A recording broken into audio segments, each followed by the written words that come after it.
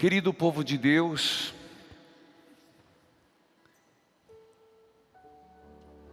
uma das razões do Espírito Santo é nos fazer conhecer, nos fazer assimilar e clarear mais e mais a profundidade, o conhecimento de Deus. A Eucaristia, que se celebra todos os dias, do nascer ao pôr do sol, num sacrifício perfeito, é uma grande dádiva para a humanidade. É uma grande dádiva para todos nós. E eu acredito piamente que quando nós nos debruçamos com mais empenho, com mais consciência, nós podemos absorver esse grande valor. Sei que a grande maioria, desde criança, participam de missa. Sei da catequese. Mas eu gosto e sempre penso que somos a obra evangelizar. E como obra evangelizar, nós vivemos uma espiritualidade. E sem dúvida, a missa diária, sem dúvida, a leitura orante, a grande devoção do Senhor das Santas Chagas. E eu acredito muito na catequese. A catequese permanente, uma catequese que é constante em nossa vida. Eu digo, às vezes a gente faz um curso de Bíblia, naquele momento, naquele dia, naquela hora, nós escutamos, mas não compreendemos, não estávamos maduros o suficiente. Não se trata de repetir as coisas, mas de criar oportunidade para que no momento em que vivemos, talvez tenhamos consciência melhor do que estamos ouvindo na palavra, celebrando no mistério da Santa Missa. Semana passada, eu concluí o Oremos e abri a mesa da palavra. Essa mesa, e não vou repetir o já dito, poderão depois ver, mas continuo. Essa mesa da palavra, que se abre com a primeira leitura, não necessariamente, eu dizia, com um comentário. O comentário tem um sentido de munus, de munição. A primeira leitura, ela quase sempre, ela vem do Antigo Testamento, salvo em alguns dias, algumas festas, algumas solenidades, no caso, a Páscoa. E aqui me faz lembrar de algo importante de compreender. A igreja, ela trabalha a partir daquilo que para a nossa fé é importante e divide-se em missas do tempo comum, as missas ordinárias. A palavra ordinária não é no sentido que nós compreendemos, do cotidiano. E também nas missas dominicais. Sempre o domingo é uma pequena Páscoa. Então, sempre no domingo se canta o Glória e se reza o Creio. O Glória só não se reza no tempo do Advento e da Quaresma. Nem se reza, nem se canta. Mas nos domingos, essas duas orações do povo de Deus permanecem.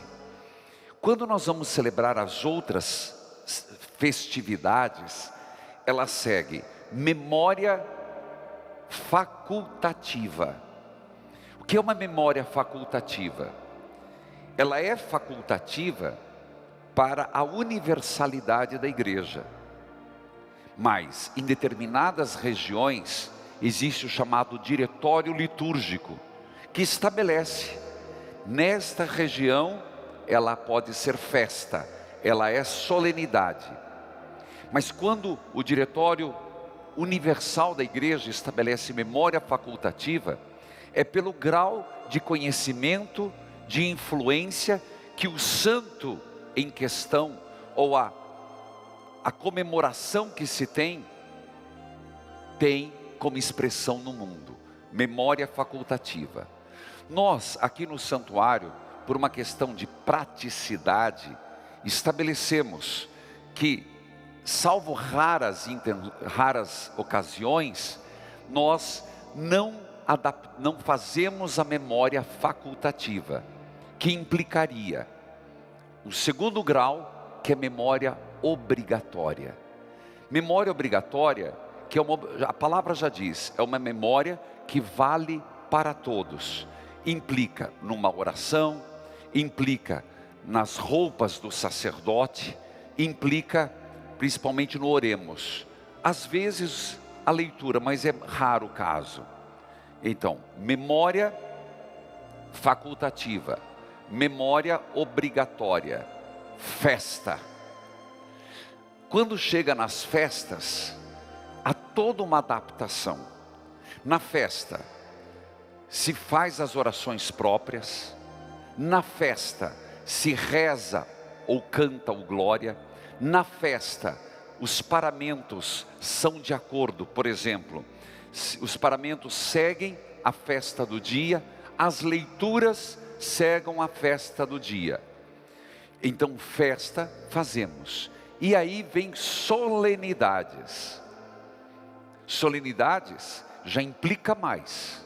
É um grau maior de comemoração, para você entender. Memórias facultativas, memórias obrigatórias, festas e solenidades.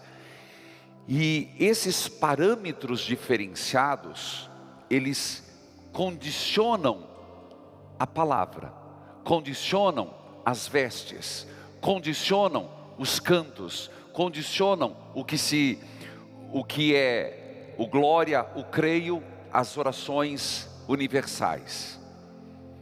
Eu acabei dizendo que nós temos esses graus diferentes.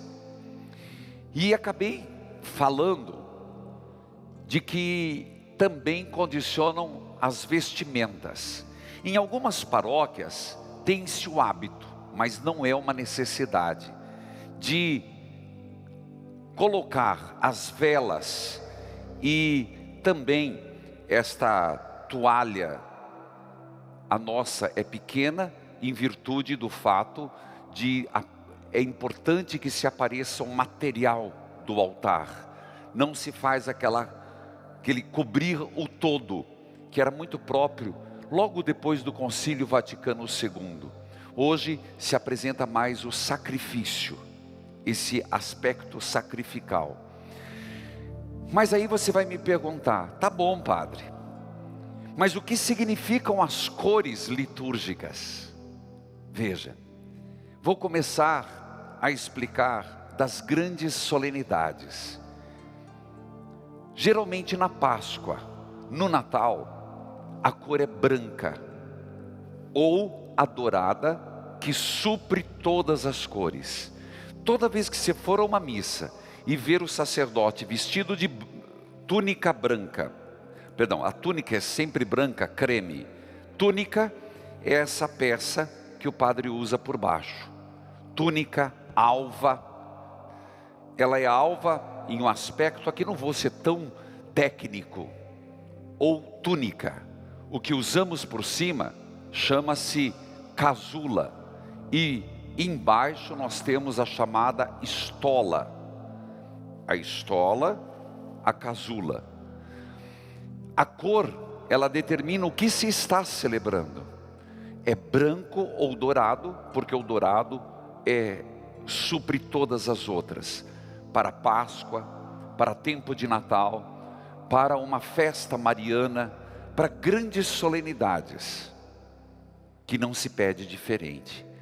Quando você chegar e ver um padre usando verde, o verde, ele significa que é tempo comum, seja casula, Por que que o Senhor, aqui no santuário, usa-se casula e a maioria dos padres usam só a estola horizontal? A transversal é do diácono. Porque é um costume na arquidiocese. Não é obrigatório, no meio de semana, se usar a casula. Mas é um hábito que quem preside de casula. É uma normativa. E nós aqui, todos inclusive os padres que concelebram com casula. Alva ou a túnica e a casula. O verde significa tempo comum, que não é menos importante. É o tempo onde se mostra a vida pública de Jesus, seja na semana, seja no domingo. Então o verde significa, não é festa, é o tempo comum, é o cotidiano da vida de Jesus. Repito que isso não é para mostrar que não é importante, para mostrar que nós estamos sem grandes festividades e olhando para a vida pública do Senhor, dos 30, entre aspas, até a sua crucificação. Se você chegar numa igreja e ver a cor vermelha, o vermelho, salvo para o Espírito Santo, o vermelho significa martírio, a cor vermelha do Espírito Santo. E quando ou um apóstolo, ou um santo, ou uma santa foi martirizada, então nesse aspecto, viu vermelho, martírio. Segundo, Espírito Santo, ou no caso da Sexta-feira Santa, o vermelho. Mas ainda tem mais uma cor, o roxo. Quando você vê um sacerdote com roxo, é Quaresma, Advento ou missa de corpo presente. Agora tem uma leve mudança, mas de modo geral também faz-se opção, podendo se usar branco. Antigamente se usava o roxo. Então você percebeu que aquilo que se celebra, o santo que se celebra, a solenidade de Nosso Senhor, ou de Maria, ou da igreja, é o que vai gerenciar, que vai conduzir a própria celebração, no que se refere à palavra, no que se refere aos ritos, no que se refere às cores litúrgicas. Creio que essa parte é importante para entender o porquê que às vezes a leitura está numa sequência e muda. Muda porque no dia se tem uma festa, se tem uma solenidade. Do contrário, ela segue um princípio básico. Quando é missa semanal, não tem a segunda leitura. Quando é festa, também não. Quando é solenidade, tem. No caso, vem logo depois da primeira leitura o Salmo. O Salmo, ele é escolhido a partir da leitura. Se alguém quiser fazer um padre, por exemplo, quando eu vou preparar minha homilia, por onde que a gente começa a entender o que é que vai se celebrar? Por exemplo, domingo que vem, eu vou preparar a homilia. Por onde que eu começaria a ler? Você que está em casa, você que é do rito da palavra, você que é ministro da palavra, você que é catequista. A princípio você fala, vou ler da primeira leitura. Não, filho. A primeira coisa a ser lida é o Evangelho. O Evangelho, depois você lê a primeira leitura. Porque o Evangelho é que marca a tônica da primeira leitura. E o Salmo é escolhido em relação à primeira leitura. O Salmo, ele é orientado para exatamente mostrar, o Salmo é palavra de Deus, ele é feito do ambão. O ambão da palavra, da mesa da palavra. O salmista, como eu expliquei o sentido de usar, ou uma peça que identifique, nós usamos a OPA, vem e proclama o salmo. Em tempo de pandemia, nós estamos adaptando, já expliquei, mas sempre bom lembrar, que nós estamos adaptando o uso do microfone, evitar contaminação. Por isso, nós estamos aceitando algumas mudanças, quando é para cantar, porque nós estamos com um grupo reduzido de músicos. Mas você percebe, o salmista vem no ambão, ele está proclamando a palavra. Existe a antífona. Essa antífona é de direito do povo.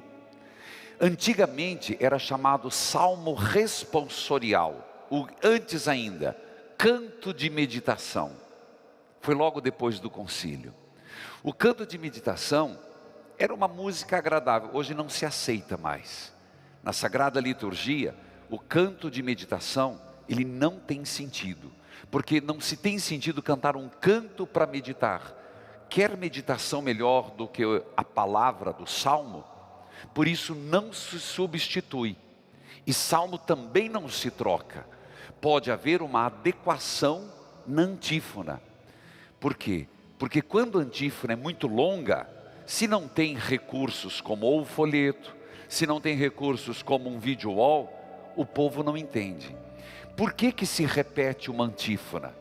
A antífona é de direito do povo. Existem cantos que podem ser do ministério, existem cantos que é de direito do povo. O glória, não se muda o glória. O glória é para se cantar ipsis literis, tal qual o texto, e é direito do povo. Já falei isso anteriormente. Cuidado com a troca. Nossa, que salmo bonito, que glória bonito. Ou vou fazer um salmo com uma antífona tão cheia de quebradeira, tão cheia de inovações, de floreios, de firulas, que o povo não canta a antífona. Está errado. A antífona é de direito do povo. Quando chega nas estrofes, aí o salmista pode usar da criatividade, mas é palavra. Então o instrumento não pode estar acima da palavra. De preferência, quando chega na hora, no estribilho, ou você quer antífona, canta-se tudo. Por que se pede que nessa hora, se tem bateria, baixe, ou não toque, que haja um movimento? Nós sabemos que as grandes artes musicais, as grandes peças, elas não são tudo num volume só. Quem já foi assistir uma ópera, quem já foi assistir um concerto, sabe que existe uma dinâmica do forte, mais forte, do pianíssimo. Também na música tem que ter. Isso não é só, e você pode ir na qualquer música, tem que ter um movimento. Então cuidado, quando vai se cantar o salmo, e de repente os instrumentos cobrem a palavra. Se quer intensificar na antífona, quando o povo já sabe, perfeito. Quando chega na palavra, o mais importante é a palavra. Diminui-se tudo, enaltece-se a voz. O salmo, ele vem para fazer um eco à leitura. O salmo vem como uma reflexão meditada. Por isso, o salmo tem uma cadência de salmo. A palavra diz, não é para ser algo, um forró fora de hora. No salmo, dificilmente se cabe uma música para frente, agitada. A palavra é meditação, é poder assimilar. Logo depois vem a segunda leitura, e eu digo no domingo. A segunda leitura, ela não segue a estrutura nem do Evangelho e nem da primeira leitura. A segunda leitura é a mais difícil quando se vai fazer uma Léxio Divina, meditar, ou quando eu vou contando a partir de mim, que vou preparar a homilia. Porque a segunda leitura pode encaixar na temática quando é sequencial. Quando é de uma festa, agora você já sabe o que é, de uma solenidade, ela é escolhida a dedo.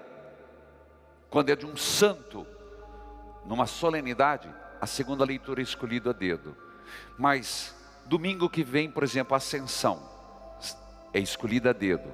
Quando chega no tempo comum, ela segue uma outra, ela pega uma das cartas e faz cada domingo um pedaço.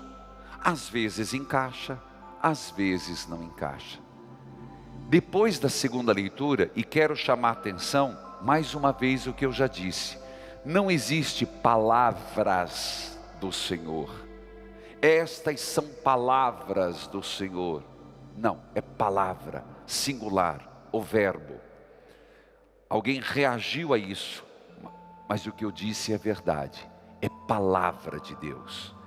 Logo depois, ainda nesse momento, vem da palavra o canto de aclamação. Veja, a primeira leitura sentado, a segunda leitura sentado, eu me sento para escutar, para meditar. A palavra é meditar. Então você entendeu porque os cantos não podem ser rápidos? Não dá para pensar um salmo agitado. A pessoa está sentada, a pessoa está para internalizar, assimilar, introspectar. Vem a segunda leitura, aí vem a aclamação. Na missa, a aclamação é de pé, sinal de prontidão. De modo geral, salvo raras exceções, que é da quaresma, tem que conter aleluia. Repito, tem que conter aleluia, porque é uma expressão de aclamação. Olha a palavra, as próprias palavras já dizem por si mesmo, e é impressionante, mas eu não tenho tantas aclamações. A própria liturgia nos ajuda, ela traz uma antífona, chamada aleluia, aleluia, aleluia. E depois, a própria liturgia, não precisa inventar moda, nos traz um pequeno versículo que nos prepara para o Evangelho. Na dúvida, vai no aleluia. Aí que os compositores, sem criar acidentes musicais, porque tem muita gente que cria uns acidentes musicais que o povo não canta, sempre pensa, eu tenho que preparar para o povo cantar. Escuta o que eu estou te dizendo. Comunidades, eu já disse para investir em som, e se você tem folheto, eu ainda vou falar do folheto ainda hoje, mas se não é a comunidade, invista nos video wall. O que é video wall? É você ter, por exemplo, uma televisão. Isso no dízimo você pode pedir para a gente da sua comunidade, ter um video wall, uma televisão conectada a um computador, para colocar as músicas. É direito do povo cantar, é direito do povo participar, e o cântico é uma forma de participação. Já aproveito falar do folheto. O folheto foi instituído logo depois do Concílio Vaticano II. Ele não é obrigatório. E o folheto veio com o objetivo de ensinar o povo a rezar em português. Repito, o folheto, ele não veio para ficar. Ele foi uma muleta. Como antes se rezava em latim, Domino vobiscum. Eu lembro disso, mas o que significa? De repente, o Concílio Vaticano II determinou, pare-se o latim e vai para a língua vernácula. O padre que rezava de costas, essa igreja inclusive, ela foi feita, antigamente quando eu cheguei aqui, o altar tinha um resquício, não que era rezado de costas, mas um resquício do padre rezando de costas. Depois, com a reforma, nós fomos adaptando, mas, de repente, para-se o latim e vem o português, mas o povo não sabia as respostas. Foi-se pensado o folheto de missa para ensinar o povo a responder. Eu te pergunto, há necessidade do folheto? Cada comunidade vai julgar, eu não estou dizendo sim ou não. Aqui nós usamos, principalmente por causa da leitura, mas é verdade, o folheto engessa a criatividade, engessa em muitos aspectos. O único ponto que eu vejo muito positivo, porque tem muitas comunidades que são meramente repetitivos do folheto. Exemplo, a comunidade está celebrando uma festa, aí lê só, a pessoa vai lá, lê só as preces que estão ali, mas não está nada falando da realidade que eles estão vivendo. Eu vejo no folheto um único valor, nem os cantos eu vejo. Minha crítica, muda-se demais. Cada mês é uma fábrica de música nova, e o povo quer cantar. É minha crítica, e assumo minha crítica. Eu vejo como ponto positivo a palavra de Deus. Penso no futuro de ter as leituras nos videoaulas e suprimir o folheto. A curto prazo. Mas para as leituras é bom. Voltando à questão do folheto. Portanto, você entendeu que é uma muleta, e infelizmente a muleta acabou sendo o modus operandi, e a maioria caminha na muleta. Mas não necessariamente. É verdade que se teve várias iniciativas de levar a Bíblia. O grande problema é que cada um tem uma versão de Bíblia. Por isso dificultou a leitura na igreja, o povo ter a Bíblia. Porque cada um tem uma versão de Bíblia. E as palavras sendo diferentes incomoda. Fecho a questão do folheto. Então fica aí que não é obrigatório. Tem ajuda e também tem elementos que não nos ajudam. Nesse caso, nós estamos na aclamação do Evangelho. As pessoas estão sentadas, fica-se de pé. Sinal de prontidão. Nós vamos receber o Evangelho. Evangelho, que quer dizer boa notícia. Nós vamos receber, é como que esse canto de aclamação, ele expressa como aquilo que vai baixar, vai abrir a grande notícia e vai ser proclamada.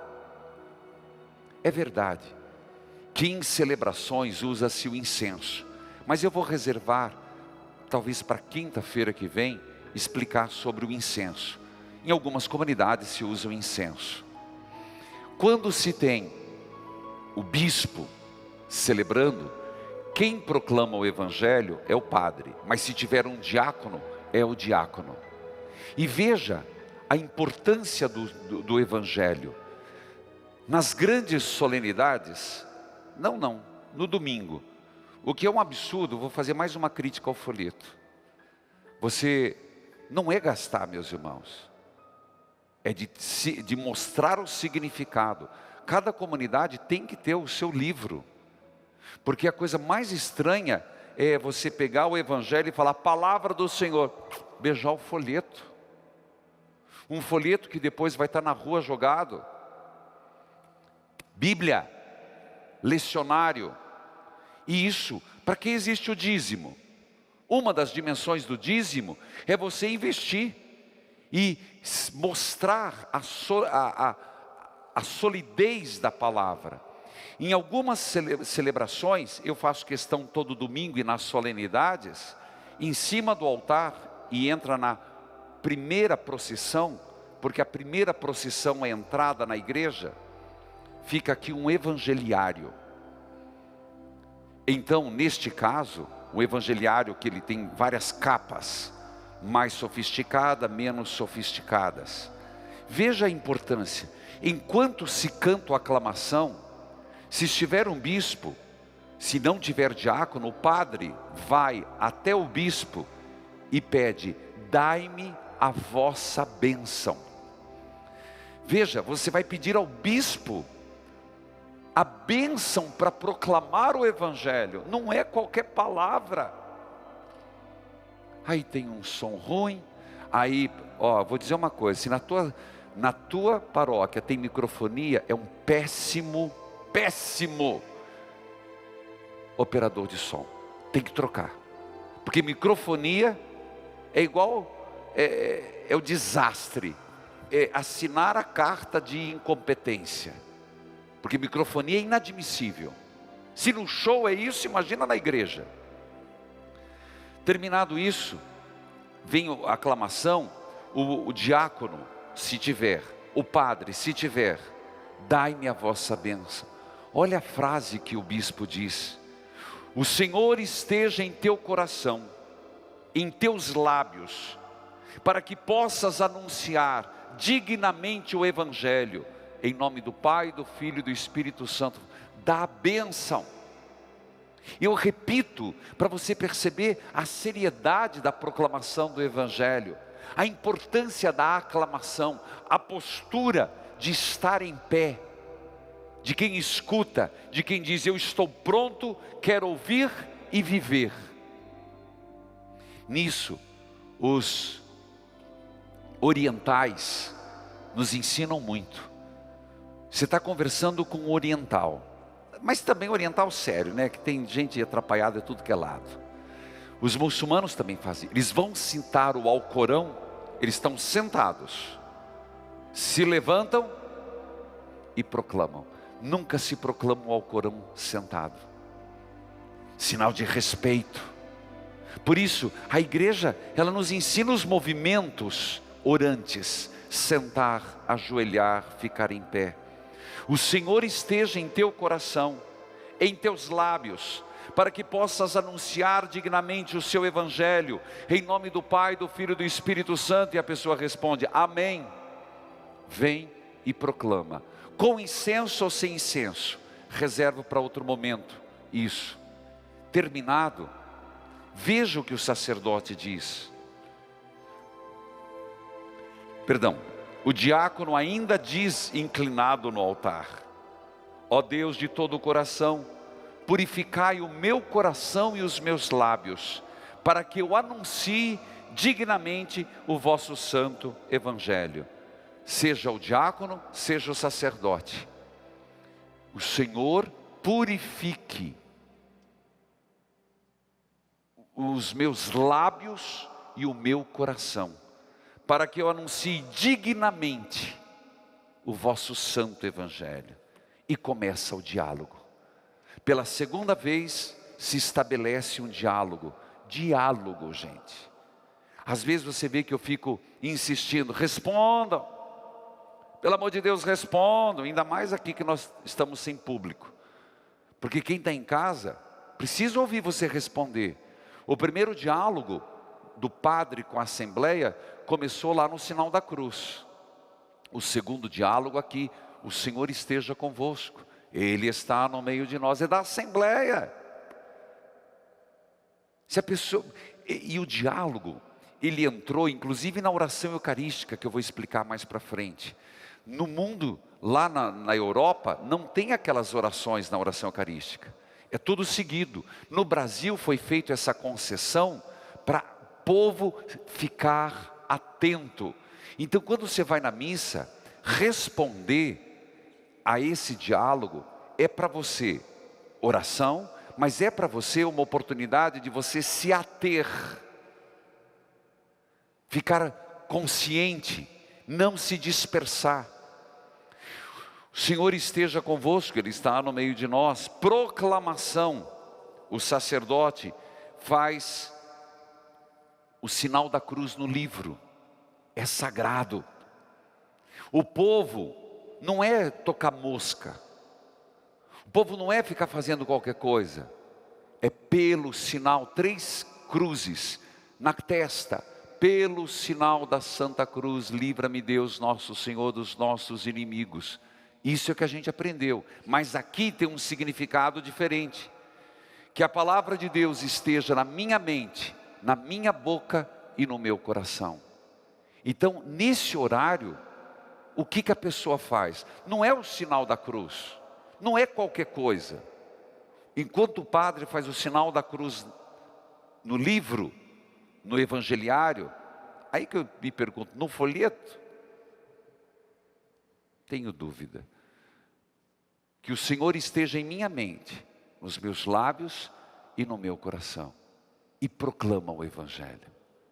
Proclama, não lê. Assim como vale a primeira leitura, a segunda leitura. Não é gaguejar, não é ler errado. Não é como uma vez, e aconteceu comigo, e haja aguentar de riso, quando em plena celebração da paixão do Senhor, aquele momento forte, aquele momento orante, logo depois vinha o silêncio, o comentarista, não foi aqui no Guadalupe, mas aconteceu. E Jesus, tendo um forte grito, espirrou. Estragou tudo. Não tem improvisação na missa. Não tem que ter improvisação na missa. Você pode estragar, fazer do sublime ao ridículo. Como eu disse e repito, nem todo mundo tem capacidade de cantar, nem todo mundo tem capacidade de fazer leitura, nem todo mundo tem capacidade de servir as mesas. São dons. E isso vale para todos os leitores. Errar com a palavra de Deus é você ferir o Evangelho. Por isso que ele diz palavra da salvação. Se a primeira leitura foi palavra do Senhor, a primeira, a segunda, palavra do Senhor, o Evangelho não é palavra do Senhor, é palavra de salvação, nem no plural, é palavra de salvação. E o povo responde, glória a vós, Senhor. Logo depois, ainda segue. Quando o bispo, beija o livro, e reza em silêncio. Mas eu tenho feito em público.